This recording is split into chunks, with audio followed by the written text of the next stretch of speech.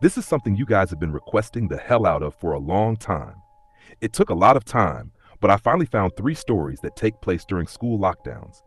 It was a typical, boring day in calculus. Only, it was Friday, 7th period, meaning the week was almost over and spring break would finally be upon us. So everybody was getting antsy in their seats.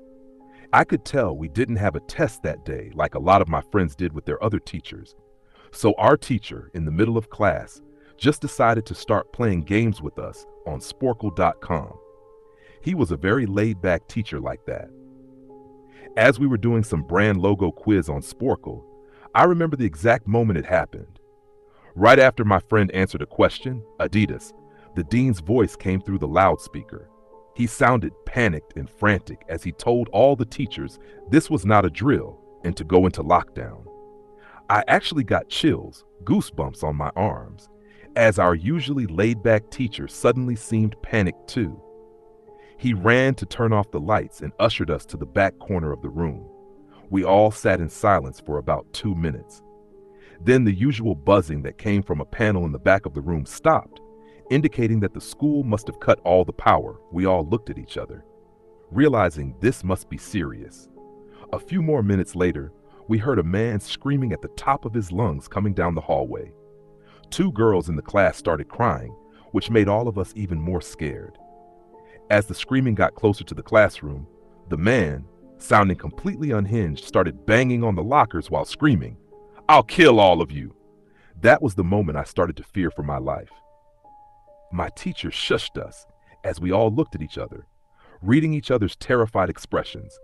The banging then moved from the lockers to our classroom door, and that's when one of the crying girls screamed, "No!"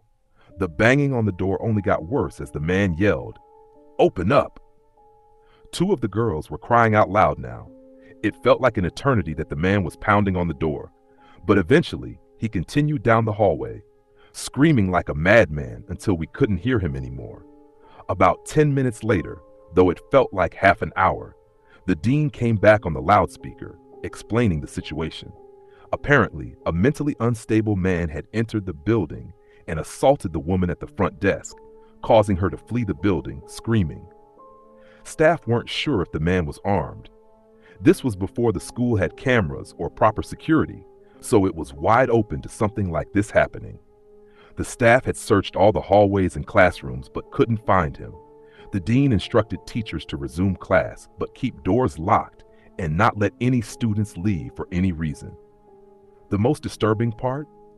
One of the janitors working the night shift later found the man sleeping in a storage closet near the back of the school, and according to rumors, sticking out of his pocket was a .44 Magnum.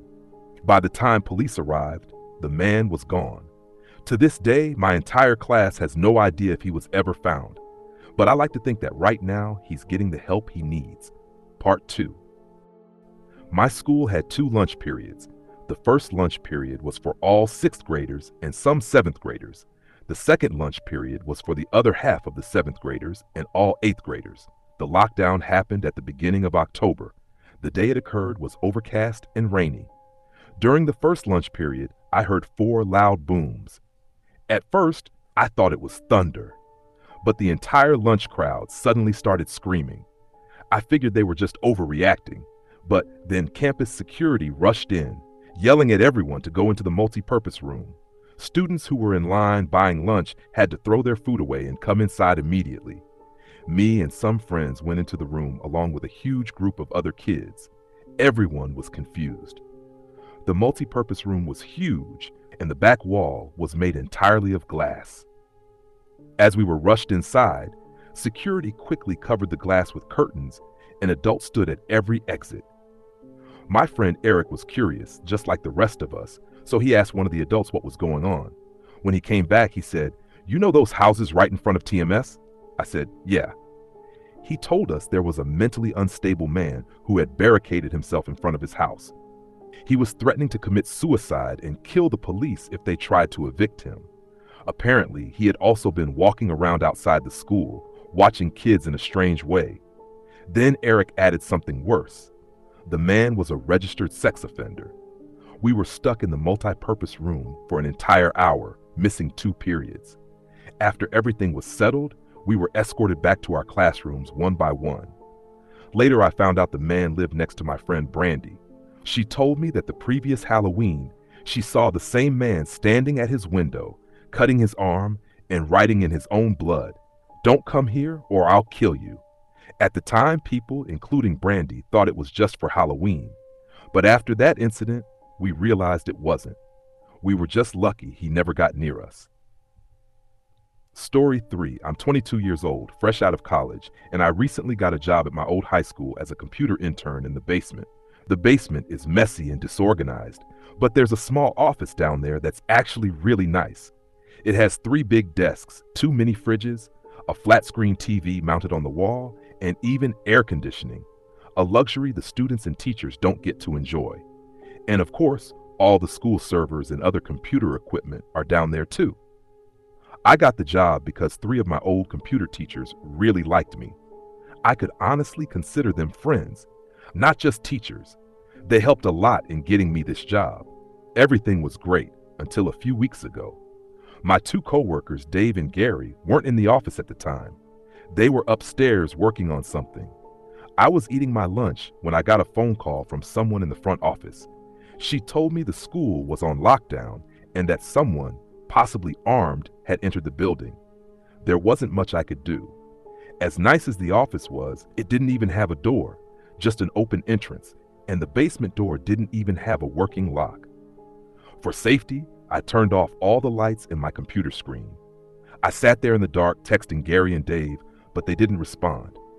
I waited about 20 minutes, just playing games on my phone, not knowing what was happening upstairs.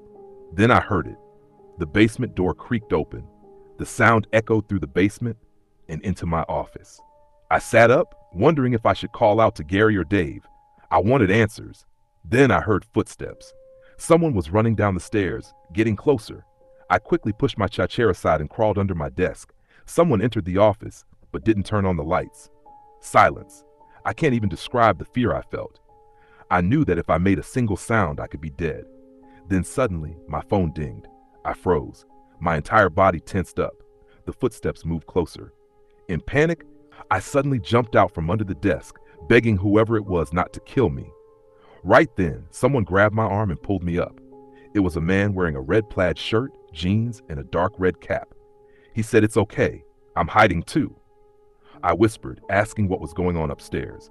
He ignored the question and instead asked if there was an exit down here. I pointed and said, "Yeah, that way." Then I asked, "Who are you?"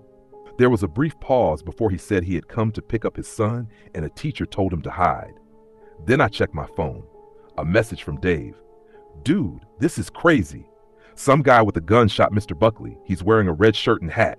Whatever you do, don't come upstairs." My stomach dropped. I slowly looked up at the man. He noticed my expression. Panic hit me instantly. I ran. A gunshot exploded through the basement. I heard the bullet ricochet off metal in the darkness, but somehow it missed me. I made it upstairs. Police were already there, covering every exit, including the basement. They caught the man the second he opened the door. The good news? Mr. Buckley survived the gunshot. Later, it was said that the man had some kind of personal issue with him, but no one ever found out what it was. All I know is this: the sound of that gunshot will stay with me forever.